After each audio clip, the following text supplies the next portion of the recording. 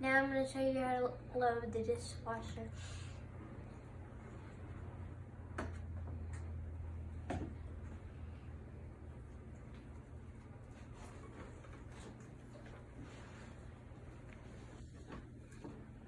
Tell them what you're doing.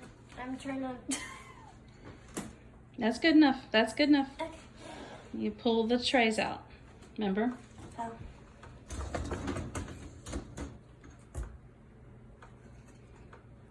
This is my mom's cup.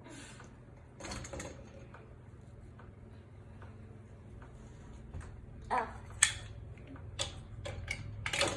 Okay. Where do the spoons go? The spoons.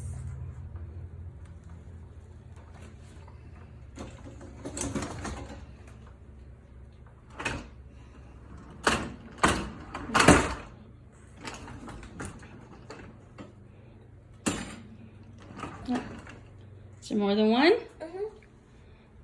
There's two. It's a good tip to like tap it off in the water, get all the extra water and stuff off of it, right? Yeah. All right, then what do you do? No, those are all clean. Okay. So you're good. So now you just... Do I need to put...